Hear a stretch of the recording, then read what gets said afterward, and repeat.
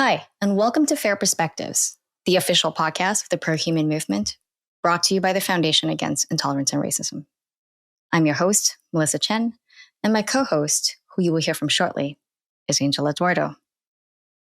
Today, we speak with Dr. Carlos Hoyt.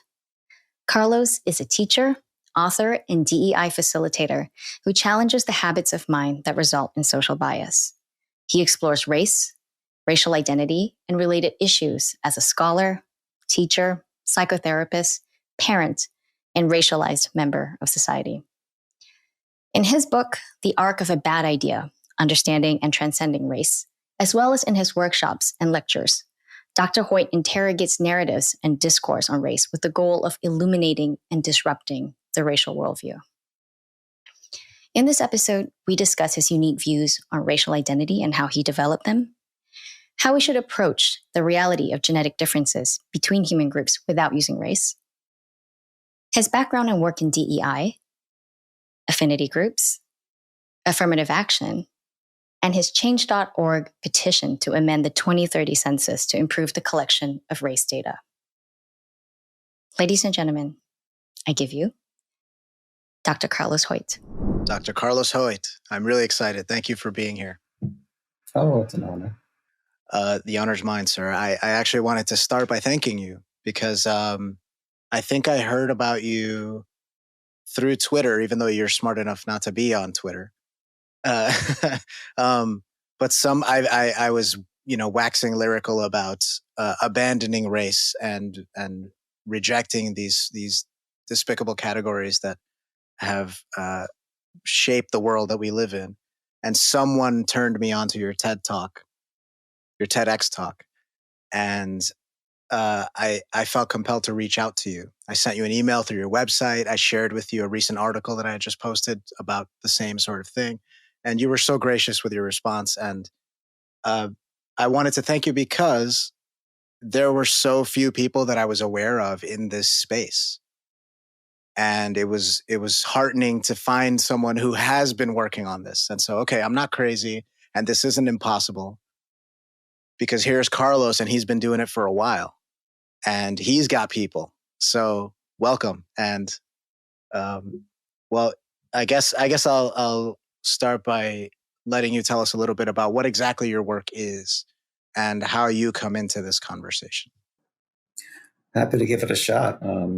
But let me first say that, what you describe as gracious in terms of my reception of your reaching out, I felt as just gratitude, because I'm in the same boat. I think those of us who, share a non-racial worldview or whatever ways we frame it, are always looking left, right, up, and down to see where are the others, because this makes just such clear sense.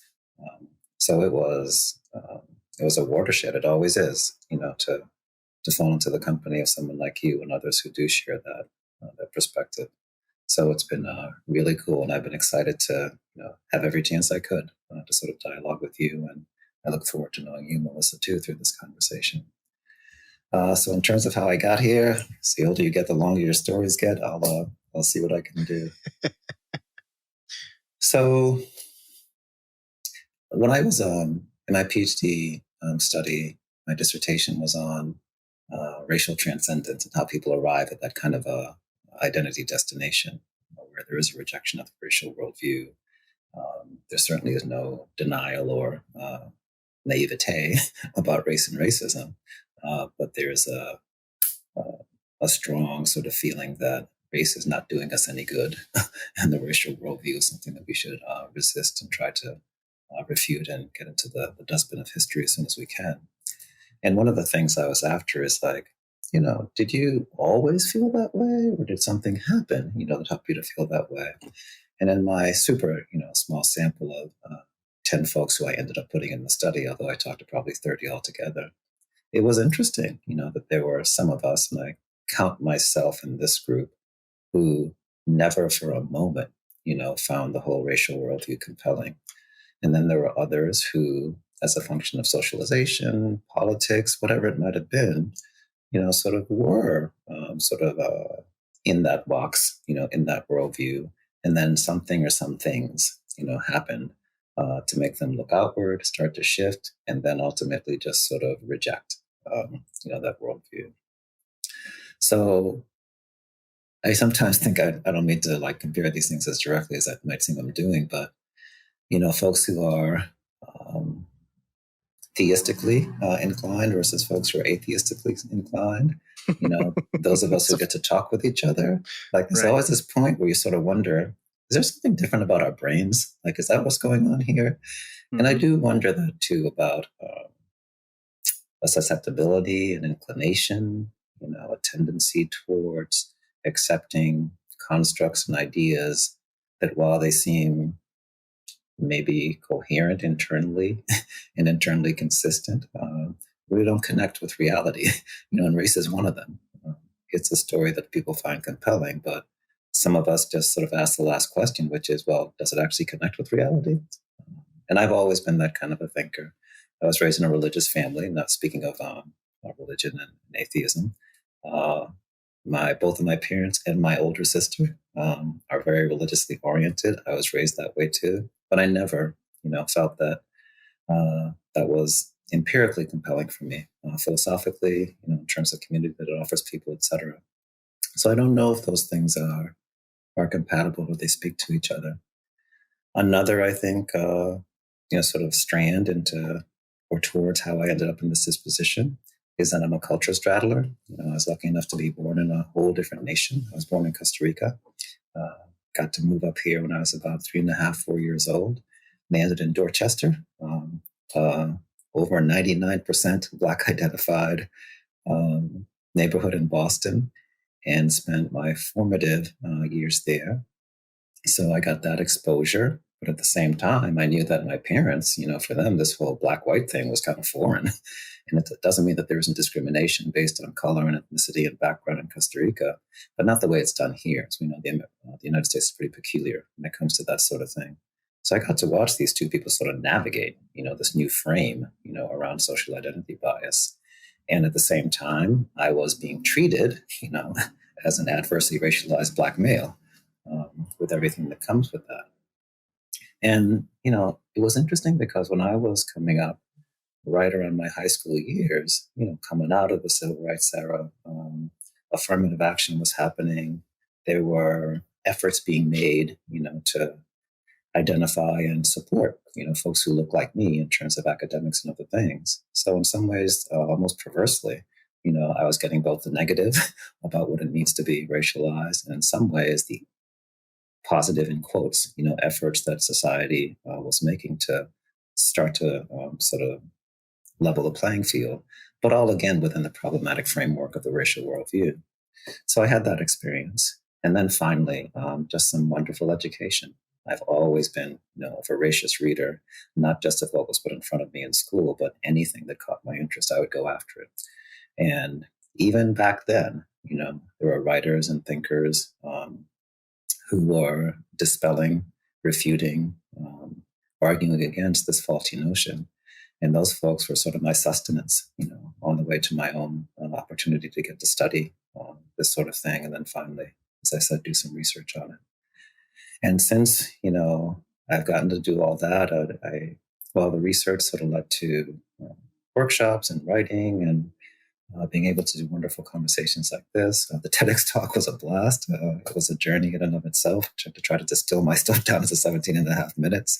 And there are times when it's challenging, in that, a lot of people do experience of cognitive dissonance, when the subject is brought up. But on the whole, it's been really fulfilling and rewarding just to be able to, in a way, sort of give permission to people to think about what they've been soaked in a little bit differently. Because even if eyebrows go up initially, then usually they level out, and at the end of a good conversation, folks are saying, yeah, that makes sense. How do we get there? That last part can be challenging for folks, but I think there's a good conversation to be had there too. So in a big nutshell, that's a little bit of my journey to where I am these days around this stuff. Carlos, in that TED Talk, this statement, you actually made this statement. You said that racial equality, like jumbo shrimp, is an oxymoron, which I learned two things there because I never thought about jumbo shrimp being an oxymoron. But can you actually elaborate on what do you mean by that? Because that's a very provoking statement. Yeah, it was interesting. One of the really lovely things about the TEDx talk experience is that I went in being a TEDx talk skeptic because it just seems so formulaic and so self-promotional, and you don't get to talk with people, you're just delivering. And I also appreciated, what it does for folks who get a chance to take them in. But the team of people I worked with was just so lovely. And it was actually the person in charge of the whole thing, I guess she was a producer, who, when I, said in my script, I want to really emphasize that, racism, not racial equality, is an oxymoron. She said, I wonder if a softer, more pleasant, funny analogy, might help there. And she actually offered me the jumbo shrimp thing, which I thought was really, really funny. So, oxymoron obviously is a word or, that word, a combination of words, a phrase, that is contradictory in and of itself, almost hypocritical in some ways. The push for racial equality, which I do not, want to give the impression that I think that's a bad thing in terms of the intent and the noble effort people have made and the colossal, sacrifices that have been made throughout the history of this country and continue to be made to achieve this thing that we call racial equality. I don't mean to be negative about that at all. Instead, I'm sad, that all the effort has been put into something that in a very fundamental way is a non-starter, right? Because race is predicated on the idea of inequality. For something and something else to be made equal, they've got to have a chance to actually be on par with each other. But race was invented, conceived, propagated as something that defines some people as more equal than others, to use an Animal Farm analogy. So to say that we're going to fix that somehow is to fall into sort of a trap and a rotary, that we can only get out of by saying it's not about acknowledging that there are races and then trying to treat them equally, right? Because we've already gotten too far into the pit. It's about realizing that there aren't races. Therefore, there isn't a question of having to make them equal because we're just humans. Mm-hmm. So race is a condition, if we're talking about that, if we want to make conditions for human beings, a bit more equitable and equal, absolutely, let's do that. But let's not think that it's kind of like the Sneetches, right? If we assume that, and this is the Dr. Seuss sort of parable, if we assume that there's something essential, to us that makes us, one of us, inferior or superior, then how in the world, without some sort of surgery, or changing our DNA, are we going to fix that? We're going to forever be sort of tokenizing those people, patronizing them, because they're just, they're not the same as us, right? We've accepted that. Accepting race means accepting that. People don't have to talk about it and think about it that way, but it's unavoidable. So I say, instead of trying to rehab or rehabilitate, reconfigure race in some way that we can make us all equal, like, why go through that trouble? Why not just see that there's no such thing there in the first place? So that's really interesting, Carlos, because I think most people would push back on that. I think most people would say that the hierarchy is not part and parcel to the use of these categories, right? They would say, and I kind of felt this way, right? In my journey towards my current position, there was a spot where I thought to myself, well, the whole point is, yeah, of course, you're black, I'm brown, and they're white. And, those are facts about us, like our height or our hair color, but they shouldn't be in any way inform the way that we treat one another. Right? That was the position that I had, right? Because that's a silly characteristic to use as a basis for treating other people, right? What really matters is who the person is, the content of their character, right? I think most people are there. So what are they not getting about what you're saying? Well, I think you actually illustrated, sort of the flow that maybe is nuanced, and subtle, but really important.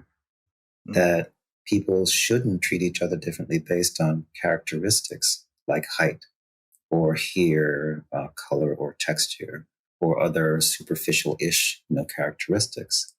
And if we think about race that way, then why not say, let's push for equality? but that's not what race is, right? And it never was, right? Race was always, from the beginning, and still is, at least the implication, and since we've, had our genetic, revelations, we know this now, undisputably. It was about natural, biological, empirical difference between human groups. That was the basis, for how people were treated, for some terrible laws that have happened, and, some cultural adoption of those things. Even anthropologists, even forensic scientists, even doctors, still harbor some of these thoughts that there is something intrinsically different about these people. Therefore, maybe one subspecies is more tolerant of pain than others. We've seen this through the history of medicine. So it still lingers, and that's an inequality, right? That's a difference between people. But there is some reality in that we know medically that people with red hair, for example, right, especially descendants of the Irish, tend to have certain genetic predispositions that other white people don't have, which is to say, under the conditions where they're administered with anesthesia, they tend to wake up during surgery midway. They have something weird in terms of their tolerance for anesthetics. And how do you thread this needle? Because there are genetic haplotypes, right? And there is a concept of ethnicity. And we know that because we can sequence all our DNA and trace our lineage. And race is an imperfect, often sometimes wrong mapping of, certain categories above ethnicity. So there is something real underneath race, but it's not entirely accurate. So how do you thread that needle? Because medically and biologically, we do see, at the genetic level, that there are differences between humans. Absolutely. But they don't fall into the, just say roughly 5 boxes that we put people in, right? There's no concordance between the kind of differences that you were talking about, which are real. So let's take the one that seems to be associated with the color of hair, that people who are considered white racialized, right? So what's beneath that? Like, what's really going on there?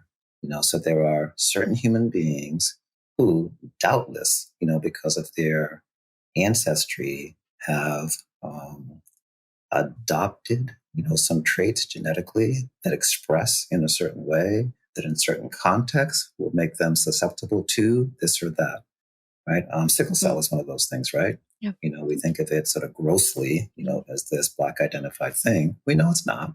There can be some overlap, and Black gets used as a proxy for it, but that's really messy, especially if we're talking about science. There are population differences. There are genetic differences. And I'm, at this point, kind of okay with referring to some of that stuff as ethnicity, because I think that's a messy concept too. But we are now able to be really specific about that. And if we did race according to that, I don't know how many races we would have thousands of races, based on the different sort of genetic makeup of people that make them susceptible to this or that. That is the job of science. That is actually what people are doing right now. And one of the things that's exciting to me is that, when I periodically sort of try to take a deep dive into how medicine is treating race, it's using race less and less as a proxy. And there are more voices within, the realms of biology, certainly genetics, but also just the medical field who are saying we need to be a bit more explicit, about what we are saying and talking about here, because the fast and dirty use of that proxy is missing a whole lot and perpetuating what is essentially, sort of racism. And what I love about like the 2 pieces of conversation we just had is that you both do a nice job, really, I think, honoring and respectfully articulating what people have with moving away from our current sort of attachment to race. But in your articulation of it, you actually say the right thing, right? You get to the things that are there. So what's wrong with using race? It's exactly wrong because of the things that you said. It's about characteristics in terms of, Edward, Angel, you're sort of speaking of it. And Melissa, you did a nice job capturing that it's about genetics, right? It's about haplotypes. It's not about red hair. Red hair might be a proxy, but I bet there's some people with red hair who have this trait too, right? I mean, without red hair who have this trait too. Yeah. Yeah. The complexity of genetics is hilarious to me in this context, because I always bring this example up of, the genetic diversity within the continent of Africa is greater than the rest of the world combined. And Absolutely, yet based on our, right. Yeah, right. Like by necessity, it's the way it works. But by our metrics, that entire continent pretty much would be racialized as Black. They would all be put into the same box, despite that insane amount of genetic diversity. If we were to really get into it, every genetic subgroup is a race. There would be probably hundreds of races just in the continent of Africa. That's exactly right. At some point we will, I won't see it because I'm getting old, but at some point we will have literally personalized medicine, right? We should. Somebody will read, your genetic sequence and figure out what works best for you or not. And there may be some similarities between you and somebody who looks like you, and there may not be, but that's going to become moot. Right. We can go deeper than that. Right. But, I'm heartened by what you said about the, people moving away from race as a proxy in medicine and science. And, the news is kind of a bad way of gauging what trends actually are, because you're only going to get bad news and you're only going to get, the salacious stuff. But I think there is this alarming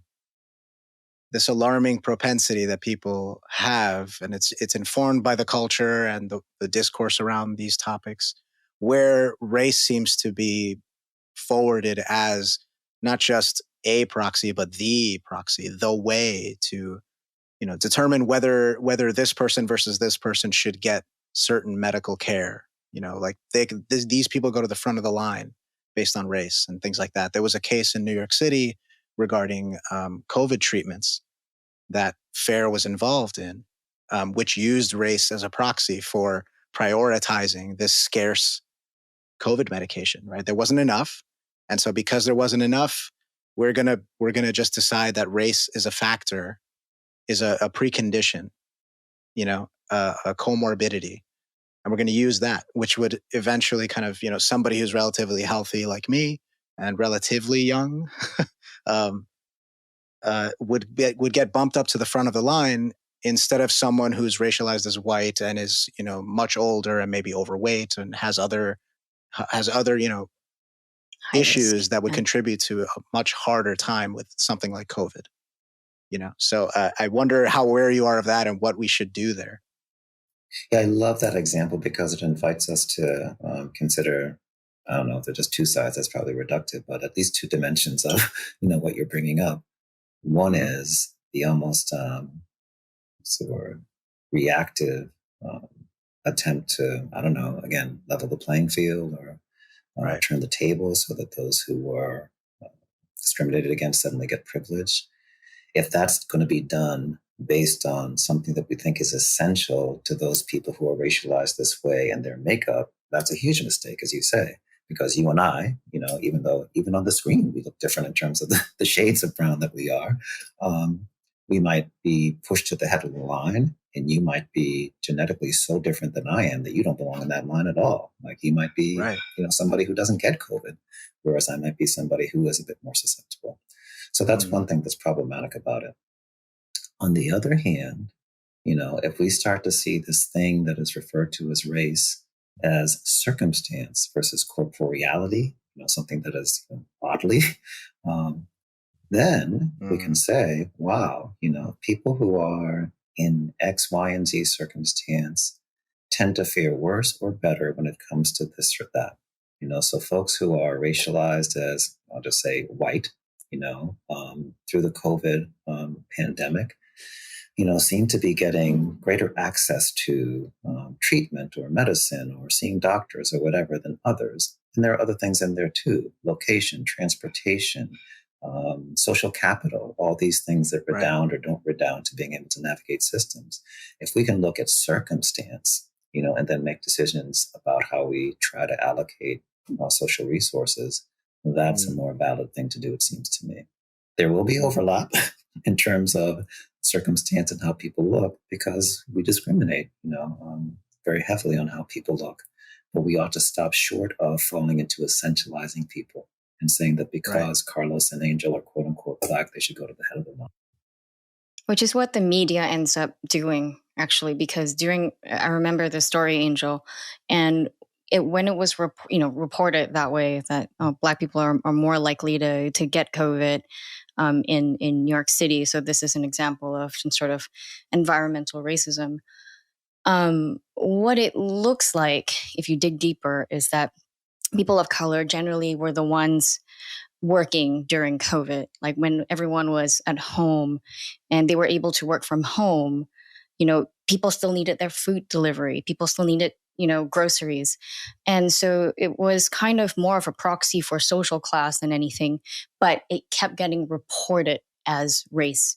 And similarly, many immigrant types, right, in New York City live in multi-generational homes versus white people tend to live in more nuclear. They're a bit more isolated from their grandparents, for example. And so the spread among these population was different, and that was more because of living arrangement than something else. But these stories get coded and talked about and reported as if this is a disease that is plaguing people differently based on race. And that's kind of the impression that that it gives forth. And that's why I think when New York City tries to allocate drugs efficiently, they think that doing it by race is the best thing to do.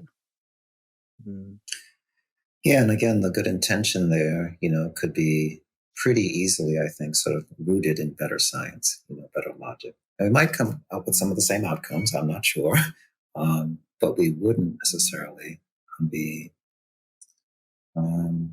what is the word?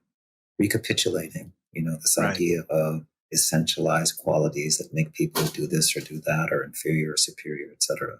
Because that's what happens.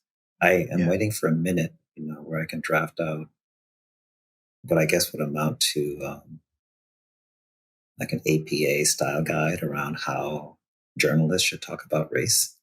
That'd be great. Because you're quite right. That'd be great. The portage of it, is still sort of stuck in. It's okay, to say that the Black person, the white person, the Asian person, and there might be circumstances, under which that makes sense. But the way it's used now is just so willy-nilly, and it just reinforces this notion that, it's because they are this, that this is happening, versus circumstances that they're part of, etc. I love your distinction there between the race itself and the circumstances that race is used as a proxy for. And it seems to me that pretty much with anything, I can't think of anything that you shouldn't do this with. Instead of using the proxy, just go straight to the circumstance, right? I mean, like people talk about this all the time with if you just try to address poverty, for example, you will disproportionately give aid to people who have historically been marginalized and oppressed. And they're in that circumstance for historical reasons of racism and all that sort of stuff. But you're doing it in a way that addresses the circumstance instead of this crude way of a proxy for the circumstance. Because, I don't really need any aid. I'm not poor, right? So you're wasting your time and energy on me. You should give it to somebody else. And even if that guy looks like Casper the Friendly Ghost, I don't care. He's poor. Help him. You know what I mean? So it seems like such a blatantly crude way of going about it that is so obviously going to open you up to error. And there's just no need for it. But I think part of the problem here is the buy-in, right? First of all, people need to understand this. And then we need to figure out how to talk about this, how to get people to understand it, right? So that dovetails nicely into the actual work that you do. So how does all these frameworks that you have and this philosophy that you have, this perspective, how do you apply it? How has it worked? I know you've done some work as a DEI facilitator, so maybe we could start there.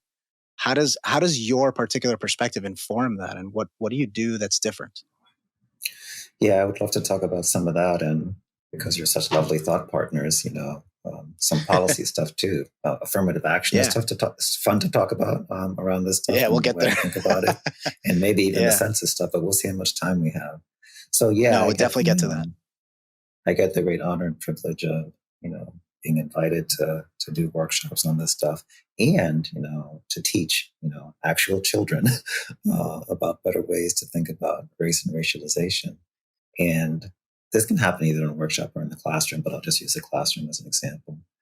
So in my last independent school gig, and this was during the terrible social upheaval and COVID, like the world was just coming apart at the seams, we created on the fly a course that we called Honoring Differences. And we wanted to give kids a chance to talk about what was happening, but also get some good scholarly foundation around like what is at the bottom of this trouble that we just stay in, regarding this thing we call race and racism.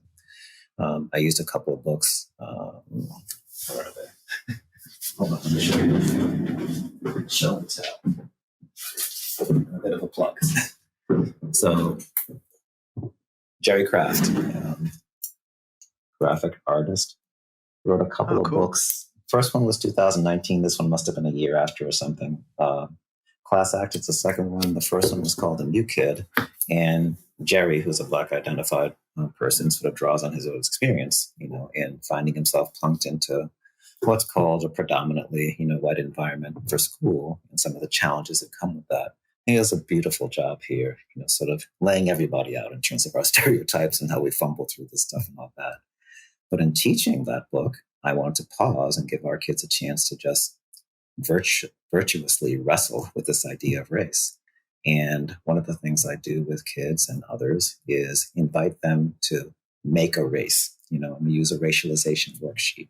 And I know I went through everything quickly in my TEDx talk, but I talked a little bit about the process of racialization as I see it, which, contains 5 steps. We select some superficial aspect of humanity that we use to divide people. Then we sort people into those things, and we know what those indicators are for race. Then we attribute things, to people based on these sorting that we've made. Then we essentialize them, we lock them in. That if you're this, you stay this, and you pass it on to your next generation and thereafter, et cetera. And then we act on those things as if we're justified to treat people this way because there seems to be this logic to it. Again, internal consistency and coherence, but no connection to actual reality. Mm-hmm. So I say, okay, we know how we do the race one. Let's do another one. Angel, you mentioned height earlier, and I say, let's do one for height. How would we do that? Like, what are the races, And a student will say, I guess we need to figure out what's tall and short because they become the races, right? And I say, that's good thinking. How do we do that? Like, what's the line? And they usually will hover depending on how old they are and how tall they are. It's either going to be 5'10" or 6 feet or something like that. So let's say 6 and above is tall and anything below 6 is short. All right, awesome. So we have selected, some characteristic. We can sort people now into above and below, which means short and tall. What do we attribute to these people? And sometimes I'll ask, like, I know this is going to age me, I'll say to these youngsters, but do you know the song Short People by Randy Newman? And I might say some lyrics, short people got no reason to live, like stuff like that. What are the stereotypes that we have regarding height? And they can spit them out right away, right? So now we're attributing things, right, to these races based on height that we've created. And then I say, how do we do the essentialization piece? Like, what's the analog for that when we're talking about height versus race? And then the conversation just gets wonderful, because one student will say, well, if I am 5'8", but both of my parents are above 6 feet, does that make me tall or short? Right? Or if I'm just at 6, but one of my parents is above 6 and the other is less than 6, does that make me bi tall short, like biracial? Like, how do we do that? And the arbitrariness, just comes out sort of florid view, and people see how silly this is. And then after we have fun with that, now we're down to, but we still act on it, don't we? Right? We still treat people based on what we've been conditioned to believe is kind of a legitimate way to probably, like tall people better because they do show up in positions of leadership and office, more than folks who are a certain other height. Like, this is dangerous stuff. And we could do it for almost any category. I've done it with thickness of eyebrows, like your earlobe shape, like anything works. And the more absurd it is, the better it sort of illuminates how absurd race is. So that's one of the ways that I go after this. It is nonpartisan. It's not political. It's purely sort of scholarly and cognitive, and people get it. And then the question is, what's the praxis? What do you do with this after you leave here now? Because I don't tell kids what to think, because some of them are Black identified and they have pride in that, which is cool. I'm not telling them to not do that. But if we're going to be scholars, right, then we should know the way the world works. And people have not given you a chance to really think about this one. So here you are. What are we going to do? And it's a lovely experience. Do the kids ever bring up, well, but they're going to be, most of them are going to be at least eligible for the basketball team, which is, something that is very concrete and pretty much what the shortest NBA player ever was maybe 5'5". Was it? Can't remember his name now, but Spud Webb, maybe, I don't know. Or was it Nate Robinson? Yeah, maybe someone was 5'5". Someone was 5'5", but I think that was the shortest ever height, and the average height is, it's going to be well above 6 feet. So, do the kids ever bring this up and say, like, look, there's something that's very concrete about your realities, your biological reality of being a tall person or being a short person, and it's going to, there is some sort of determinism that's baked into there. Well, yes, because it invites a conversation about context. So a question I might ask if that comes up is, awesome. In what context is it beneficial to be, you pick a height, 6'2", 6'5", 6'7", 6'8". And now we're going to talk about basketball and reaching things that are high up and things like that. And then I ask, okay, are there any contexts in which it might not be useful to be that height? And kids can come up with them. Sitting on a plane, sitting in a car, like all sorts of things. We can do the reverse too. So now, instead of essentializing a difference and attaching it, to a privilege, we know that under certain circumstances, any of us, can be on the right or wrong side of advantage or disadvantage. And we just beautifully, and I think importantly, sort of problematize the simplification that we do around all of this. Wow, that's beautiful.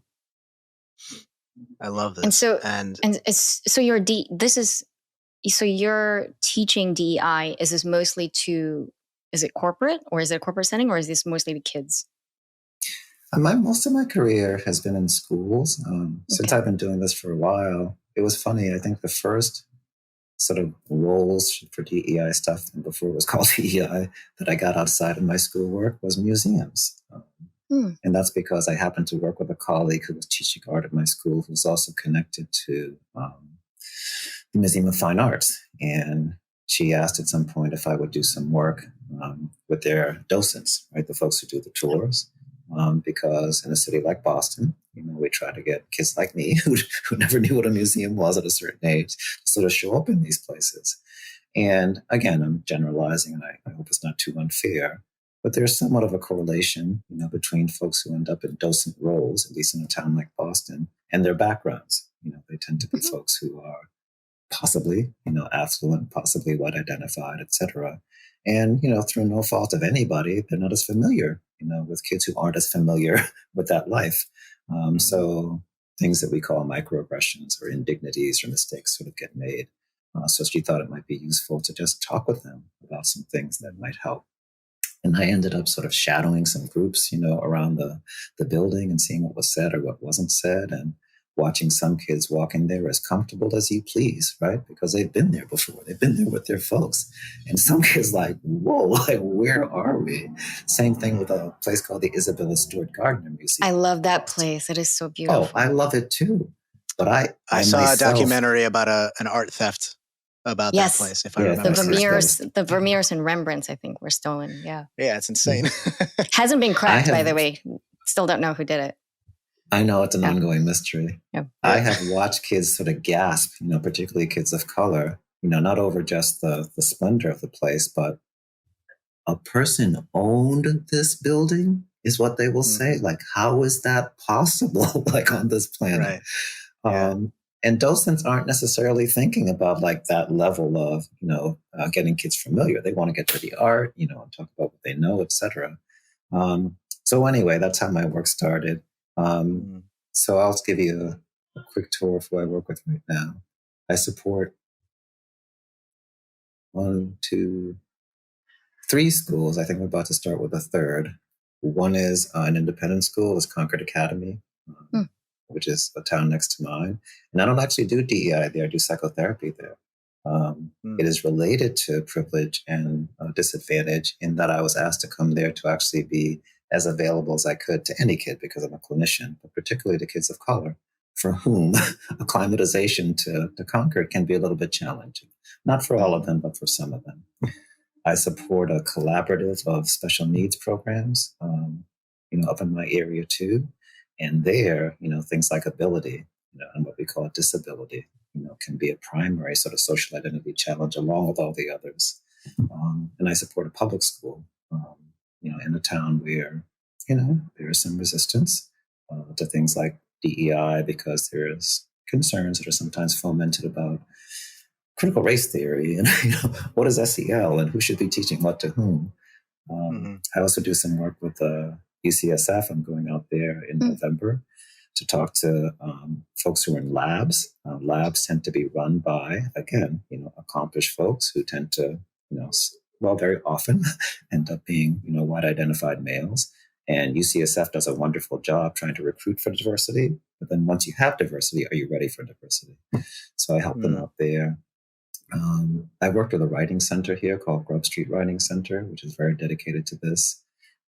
So I don't, tend to show up in places like IBM. I'd be happy to, but I think simply because of my sort of educational lineage, I tend to do work with groups like that. So I have there's a big space in my heart, for schools who are wanting to do this better, because I just think kids are where we need to start with this work. That's where our best chances are. I definitely agree with that. And you used the phrase children of color, people of color, a couple of times. And it made me think that you and I maybe disagree a little bit about methodology. I think you may have said it, or at least you may have articulated something to this effect of the only way out is through. And so I'm curious if there are any moments where you think that kind of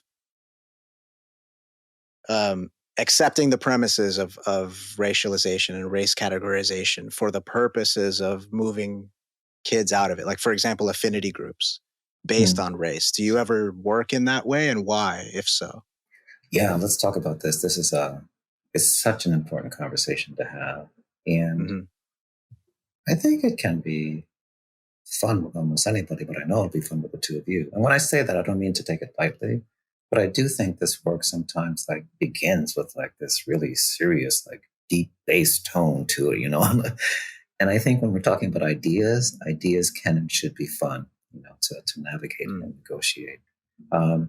So I do find myself, Angel, shifting from what I think is the best way to talk about social identity categories associated with race. So you'll hear me say things sometimes like Black identified or nominally Black or racialized this way or that. But then sometimes I hear myself saying people of color. And I think it's because those are still the coins of the realm in terms of the way people talk about this. I don't think they're the best ways, though. And I find myself doing it less and less. So let's talk about affinity groups sort of regarding the perceived need for folks who are adversely racialized to meet apart from, folks who are advantageously racialized and have a safe space, to talk about their experience, lend each other some support, et cetera, et cetera. We know what they are purported to be for. In an not even ideal world, but in a better engineered school or even building, because, there are companies that do affinity stuff too. Before, let's say the two of you are interviewing for my school or company or whatever it is, I would want you to know from the beginning that we take very seriously the fact that there is social bias in this world. And we understand that it is strongly attached to the way that people perceive other in terms of social identity. And we know that that has led to a practice, of making space, for folks to meet within a self-identified group to talk about how things are for them. We agree with the intent of all of that we work really hard not to actually recapitulate separatism by actually doing it in separate groups. Instead, we invite anybody who wants to talk about social bias experiences to come together. And our affinity is going to be our interest in decreasing social bias by understanding how all of us, experience that. And for the person to my left, it may be that, because of how I looked and how I was raised, I actually get advantages. And for the person to my right, it may be, but boy, it's really hard for folks who look like me these days because so many people come at me with bias. Let's all talk about it. If we were to begin with that, and get people used to talking that way so that, I don't feel if I'm a Black identified person that I have to explain myself to everybody and educate everybody, which feels like a burden, and the white identified person doesn't feel like they can't say anything, because they're going to be seen as a racist, or the problem. And those groups, and I have run groups like that. Those are rich groups. Like that's where we need to get, right? Until we just get rid of social bias altogether. So, and you can ask me, do I think there's ever a time when the other kind of the customary type of affinity group is okay? Right. I've been in schools, most schools I've been in, to tell you the truth, have established affinity groups before I've gotten there. Right. So if I get to be part of the guidance, the direction of DEI, my thing is always, I get that.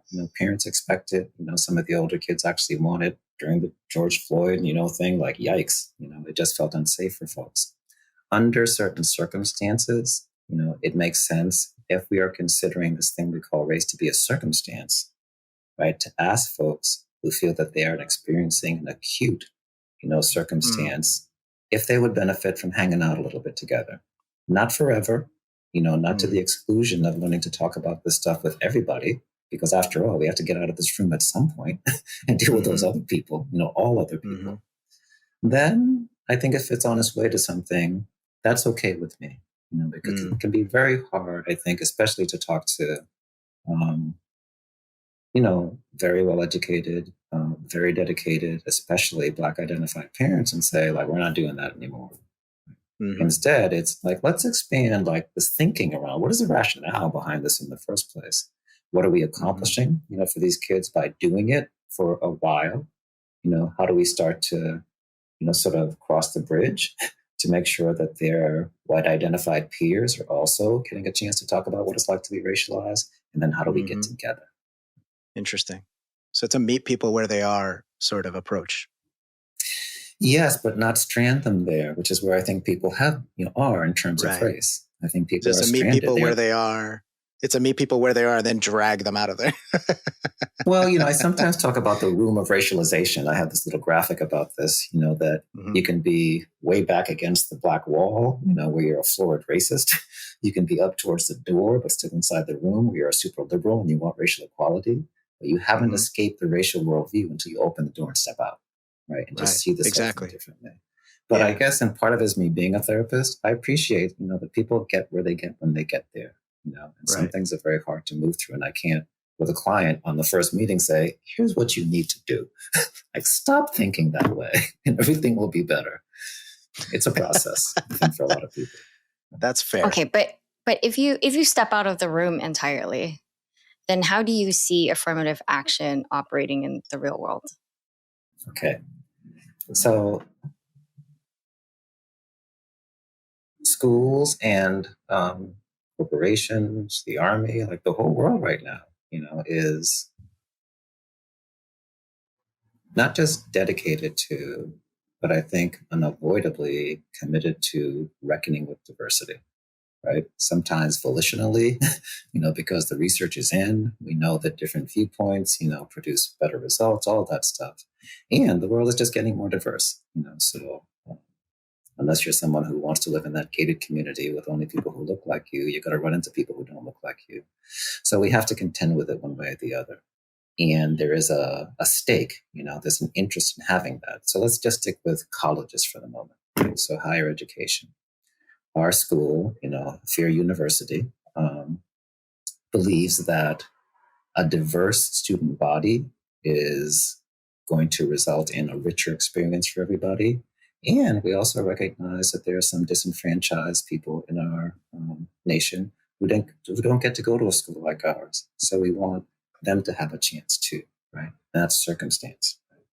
Right? So when we ask folks to fill out an application, we're not asking them what their race is, because that's just a poor proxy for anything. But we are going to ask them about their racialization. Like, so at FAIR, what do you want to call us? FAIR University, we are interested in knowing how you contend with adversity, how you approach academics, right? And how, in terms of social sciencey stuff, like you sort of navigate a world that is getting more and more diverse. So please tell us, what's your relationship to racialization? And now everybody writes about it. It's one that you have to write about. And if I'm writing for Carlos Hoyt Jr., I actually have kind of a typical racialization story to tell. The immigrant thing is thrown in for me and some other things as well. But I could actually write down, how it is in some ways benefited me, in many ways been a real danger in my life. And now the school can consider that. If I am my wife, who looks more, quote unquote, white than anybody on the screen right now, she has a different story to tell. It's one that has to do with, at least regarding race, privilege and advantage. But what about gender? I haven't even mentioned that, right? And I think that should be on the application too. But that kind of a vetting consideration is not susceptible to someone saying, reverse racism, or now you're just being racist against us, or you are giving people privilege based on who they supposedly are. No, we're not. Mm-hmm. We're asking for your story, which is what we do when we consider candidates, at least at the college level. Right? Mm-hmm. And I think that would be a very interesting move to make. I can't say, obviously, with predictable certainty that it would result in more Black racialized people showing up on college campuses. But I can say that it avoids the other problem that we've been having, which is using race as a proxy, for advancing people. I wonder how, though, because, asking those questions. How does it avoid that problem? Yeah, because asking those questions seems to me, what do you want my story for? Right? That's what I would be asking is, why are you asking me about my particular plight with respect to not necessarily these... your plight. It could be your privilege as well. Well, even that, though, is that sounds very much like, well, I've had such a privileged life and et cetera, et cetera. Why do you need that information? Why? What's the purpose? And how are you boxing me in or categorizing me to create this diverse student population using those details? Why is that a legitimate and useful question to ask? Right. So I don't know how many campus, especially, sort of boarding experiences you've had. But I think they're, especially for young people, and I consider college people to be young people, the dynamics that happen at college are so tinged, by power and socialization. And we see it in everything from who's raising their hand, who's taking what courses, who is literally abusing whom, on college campuses, that it seems to me perfectly legitimate to invite, to actually prompt, potential inhabitants of our FAIR University to think pretty hard about that, because you're going to be a player in the game here and you're bringing this stuff with you. I often say that people bring their predicaments, and some of the predicaments that are foisted on us have to do with our social identity, which none of us ask for, right? They just come with us. So, as a way to get a sense of how you're going to navigate, these unavoidable, straits, and turbulences, of social identity interaction, we'd like to know how your journey has been. Now, if I were on the admissions team, would not be there with a red pen saying, oh, this person has had a privileged life. They don't need to be here. They sure as heck do need to be there, right? As does let's be more specific. This white identified male person, who comes from affluence. I don't want that person. That's not what this is about. I want that person. I want the Black identified person of affluence. I want everybody across the spectrum. And this gives me a chance to build, that kind of population. Just the same way that we want certain athletes, right? Like we need a good quarterback. We just lost ours. He graduated. We need a tuba player. We like folks who come from the center of the country and not just the coast. We want a really robust international population. Like, we ask about all those things. Why? Mm-hmm. Because we're interested in a certain kind of mix of demographics. And I would argue, I guess, or offer, that it's okay to think about navigation of social conditions and dynamics as well. Mm. I'm not sure I'm completely sold on it as we talk about it, but I think it might be a way forward. Oh, no, I guess my understanding of why they ask for those stories is to contextualize scores, especially in the United States where there's not much standardization of a 4.0 GPA from this particular school in this school district in one state. How do you compare it to a 3.5 from another school in another state? And the idea behind asking for people's stories, especially in the essay questions, I think has been to contextualize this. Okay, you got 1,200 on your SATs. Well, if you were of a certain socioeconomic class, you probably had access to better prep than somebody that didn't. And so maybe the same score from somebody who came from a lower social class means more.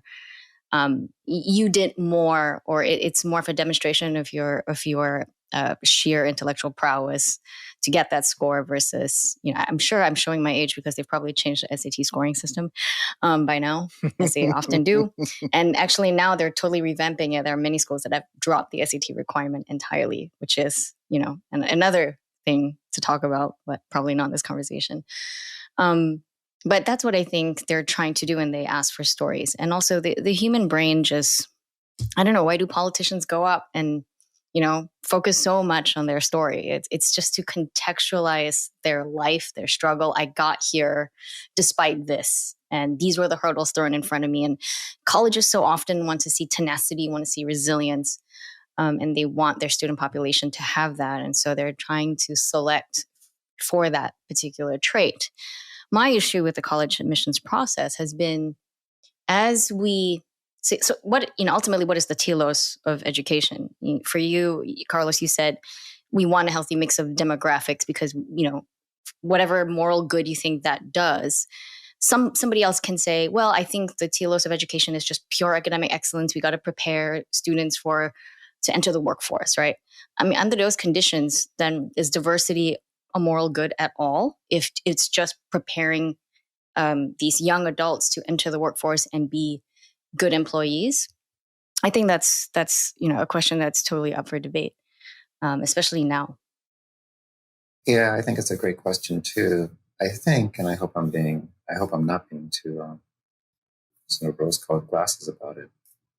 Those two, and there could be others, sort of purposes, rationales for doing education, period. Those two things actually talk to each other really nicely, whether it's academic excellence or artistic excellence, political excellence. I mean, we know pretty much that any sort of end product that involves human interaction will probably be richer and more robust if different perspectives contribute to it. And we know that different perspectives do wend their way very often through personal experience. It doesn't mean that, my neighborhood of kids who grew up with me and we pretty much sort of did everything the same can't be wonderful thinkers. But there's pretty high likelihood that a neighborhood across the world, if we all got together, wow, great things are going to happen. So academic excellence is probably enhanced by that. And our readiness to go out into a world that is more and more diverse in terms of the workforce and more global all the time will also probably be enriched. If I've had the chance to sit across and talk with and debate with and fall in love with and everything else, folks who I may never have known had I not arrived at the Fair University campus and had a chance to have my horizons expanded. So I think there's a way in which those things they're presented as sort of a dichotomy, but it's a false dichotomy. I hear a lot from parents, some of them are genuinely concerned that, academic rigor or DEI is the enemy of academic rigor. This thing you call diversity is just going to, water down, what we're sending our kid here to achieve. And the muse is in. No, it's the opposite. Things get better as long as we're managing diversity and not allowing it to lead to fractiousness and, tensions and conflicts that are really unnecessary. Well, speaking of that, before we wrap up, I wanted to make sure to talk about your very interesting project that you and I have discussed. We were in person at a conference in Lexington, Massachusetts, not too long ago. And you have this change.org petition, which calls for an amendment to the 2030 census about the way that we collect race data. So tell us a little bit about that and where you're coming from with that. Yeah, it's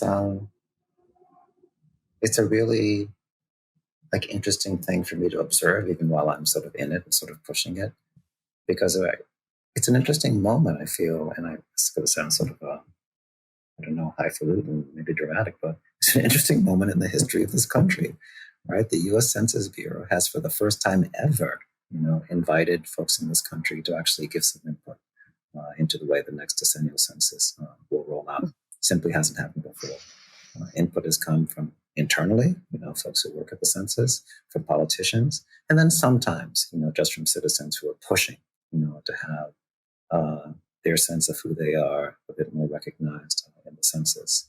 But never have they just said to all of us, if you have a thought, we'll hear it. Now, I don't know what's going to come out of any of that.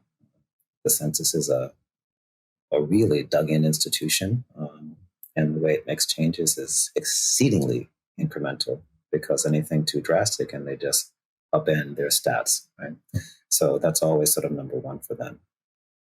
I have watched, the census for as long as I've been alive, and it's luckily this country isn't that old, so you can go right back to the beginning, 1790, and sort of see the way this thing has moved, over time. And no offense to anybody who works at the census, it's madness. There's so little rhyme or reason or logic, to what the census is. So, long story short, when it comes to collecting race data, there are two general reasons why the Bureau wants to do this. One is to achieve the best representation we can for people who identify certain ways. That matters in this country.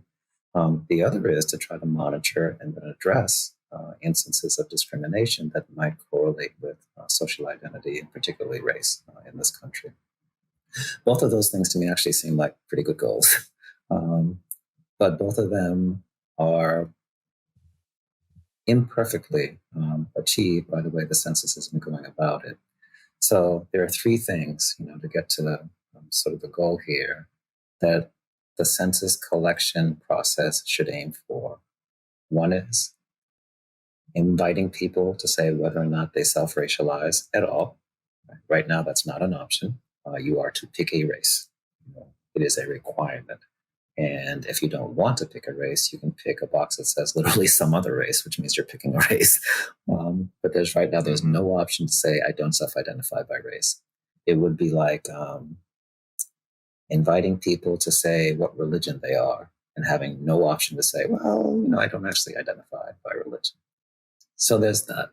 And that would be new, right? So the middle of the three is something the census is already doing. Right. If you do identify racially, please tell us which one of our boxes, you'd like to go into. And within that, there's a lot of sort of subtextual discussion that could be had, because a lot of people feel like the boxes don't make sense, or my box isn't really there, et cetera, et cetera. But that one preserves what the census is already doing. Right. So I would not say get rid of that one. That's important, actually. And then finally, the other addition would be, please let us know how people tend to racialize you. Because in terms of monitoring for discrimination, that's where the data is. Because I can walk out into the world, and say, I'm from Costa Rica. Like, I don't want any part of your American black, white, crazy racism stuff. Like, I don't even identify that way. That doesn't matter. I don't even have time to say that before I get attacked by somebody who wants to size me up, as a black male and do whatever they think, is justified to somebody who looks like me. So the two things that are additions to this, in my view anyway, don't cost the census anything. I even mocked up a form, as you know, Angel, to show how easy it would be to just make a change to the form they've been using for a long time now. But the gains, we would find out how many of the roughly 50 million people who check some other race actually want to say, I'm not down with race. But we don't have that data. We have no idea. How many people are not represented in our country who feel that way? And that's a shame. And you and I started, by saying we found each other. What a wonderful thing. Like the country isn't looking for us. They're not giving us a chance to say we're even here. Mm-hmm. And then the last change again really gets to what is the essence and the heart and the motivation for people being mistreated in terms of their racial identity. And that is how other people perceive me, not necessarily how I perceive myself. And let's be honest, in most cases, those things probably do match up because people do accept their racialization. But for a lot of people, particularly, I would say, folks who are right now in this Asian, massive, I'm glad you can't see the ends of my arms because it's like bigger than I can do category, and the so-called Hispanic, like there's lots of problems in there. Crazy. And I think a lot of those folks are probably checking some of the ways. Mm-hmm. So those are the improvements that I have in mind. The change.org thing was just a chance to see how many people, might say, yeah, that's not a bad idea. The input to the census needs to be delivered to them sometime in November 19th. November 15th. I double checked. And we'll put a link to the change.org petition. That'd be great. In the description. My hope is that over time, more and more people will sort of check that even after I've submitted to the census. But the census historically has paid attention to big numbers. That's how they check more than one race. Sort of option got put there too. It took decades to get there, so I don't know if anything will happen with this by 2030. But just having the opportunity, I think, is exciting, and we'll see what happens. Well, it's interesting because we do that. I feel like we do that for gender a bit more easily. It's like male, female, or prefer not to say. There seems to be that option for gender, which is actually, that has a concrete biological basis. Let's not get into that. I know. But, I was going to say, why it isn't there for race, but that's a little bit too declarative. Mm-hmm. I think, it's not there for race because of what we talked about in the racialization process, right? It's essentialized, right? This country was, in terms of social identity, founded, on the notion that, you are a race, and whatever race you are, you stay that race. So why would we give you an option to not say you're something that certainly everybody is? And that, I think, I also I slide into the document, the question as to whether or not it's even constitutional to compel people to identify with something that they don't identify with. It's the other side of free speech. Compelled speech is not okay either in this country. So whenever I personally, somebody who doesn't believe in the racial worldview, am told that I have to pick one of these boxes, you're compelling me, to endorse something that I don't believe in. Right. It's true. I'm glad that you added, I think that was a recent development, adding the box of no race. It's actually the first one on the form that's in the document. I have a copy of this here. So right now the census form says, what is this person's race? So in my proposed change, the question now is, how is this person racialized? And the very first box is, I do not identify by race. I would be happy to check that box. Absolutely. But I have problems. And I just wonder how many other people will. I have problems, though, with the rest of it, Carlos, because, the first thing about how are you racialized, right? And I mentioned this to you during that conference that we were talking about. I love being a confounding variable. Yes. And that's what I am here, because how am I racialized? Ask 10 people, you'll get 10 different answers, right? Some people insist that I am Black. Some people insist that I am mixed. And some Arab. people on Twitter especially insist that I'm white. Because I write certain things and think certain ways. You write white. Yeah, I write white, exactly. And, there are people, I live in New York City, and there are people, this happens to me often, where people walk up to me speaking Arabic or Greek. And they're nonplussed when I tell them that I don't speak it. One woman actually got really upset when I told her, I'm sorry, I don't know what you're saying to me. Not because she was upset that I'm not Greek, but because she thought I was a Greek who doesn't speak Greek. That's what was offending her. That's how certain she was that I'm Greek, right? So there's a lot of ambiguity in that sort of thing that I think a lot more people fall into than you might think, right? So, there is a certain subset of people where they would say, yeah, I'm racialized as white. Everybody just knows it. And I'm racialized as black. Everybody just knows it. But I think there's a ton of people who are in between in some weird way, and their experiences vary. And so I wonder what the relevance of that data would be, because I think if this necessary complexity were somehow reproduced there, I don't know what conclusions you'd be able to come to. I don't know what policies you'd be able to enact or propose based on the circumstances, because things are so nebulous and difficult to parse. Yeah, What and do I you think think the importance of what you're pointing out here, Angel, is the I don't know part, right? Mm-hmm. We can't know if we don't have the data, but we know that it's empirically true that there are people like you, out there who will get sized up, perceived, categorized, boxed in all sorts of ways that confound the simplistic and problematic way that we categorize people. We need the data to figure out what we should do with that, right? To avoid, the collection of that kind of information is to live in a kind of, I don't know, very pernicious fantasy, in which we can just simplify people. Because once you fill out the census, the current form, they're boxing you in anyway, in a way that I think, does violence, to your complexity. So let's find out about that. And if the census were to say, no offense, folks at the census, we don't want to deal with that complexity, yikes. If you're not going to deal with it, who is? One of the things the census does on the way to big censuses like the decennial, that they do lots of trials, right? So between now and 2030, they can test this out in all sorts of ways. And let's see what we get back. If we ask it this way, if we ask it that way, and maybe by the time we get to 2030, we'll have something that will actually return some data that is workable. I think it'll all be useful because knowledge is knowledge. But your question, what do we do with it? We will find out once we learn what it is we're dealing with. I'm sorry, Melissa. Oh, no. I'm just saying I'm the kind of person who would never even fill out something like that and never turn it in at all. I'm just anti-census. Yeah. No, I was going to say the thing Angel most often gets racialized as is the weekend. That's the most common thing for Angel. Someone just said that to me the other day. Carlos, we always ask our last guests the same question.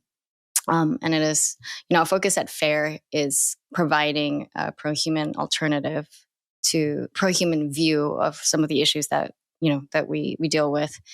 And our question to you is, what does pro-human mean to you? And what can everyday people do to model that better? I would like to see a world in which people, so I mean kids, are taught as quickly as possible to understand and become as skilled and comfortable as possible navigating the human condition, which is, obviously I have a bias as a human, a pretty amazing thing, and ought not to be shrunken, and reduced in the ways that we tend to reduce the human condition. So something that, I would consider to be pro-human is something that really respects all of that. We have the saying in education, it's been around for a while now, we should teach to the whole child, right? We don't want to sort of narrow down a complex little human being's experience. I think pro-human sort of evokes that for me. Let's never allow ourselves to take the easy path, which is sometimes what the brain wants to do, and do quick and dirty proxies for this and that, and let's just move on. Instead, let's find the discipline and build the intellectual cognitive muscles to always ask, oh, and what about this other thing? That's part of the human condition. How does that factor in here? Are we leaving anything out? Are we leaving anybody out? Are we considering the downstream consequences of this, the unintended consequences, if we're looking at the whole, panoply of what it means to be human on this planet? And I would add, because we tend to act as if we're stewards for this planet, that means taking in the non-human world as well, right? Whether it's the living beings we call animals or plants, the whole thing, right? I would consider sort of a pro-human approach to everything that we do here. That's very well said. Dr. Carlos Hoyt, thanks for joining us on Fair Perspectives. Oh, it's been a delight. Thank you both. I benefit from having you as thought partners, so we'll have to find a way to keep talking. Thank you for listening to Fair Perspectives. If you'd like to support the show, you can do it by subscribing on YouTube and on your favorite podcast platform and leaving us a positive rating and review. You can also access exclusive podcast content, such as Q&As and bonus episodes, by visiting us and signing up at fairperspectives.org. For weekly Fair news and opinion pieces by members of the Fair community, visit our Substack at fairforall.substack.com and tune into Fair News Weekly wherever you listen to podcasts. If you'd like to join or support the pro-human movement, visit us at fairforall.org/join us. Thanks again, and see you next time.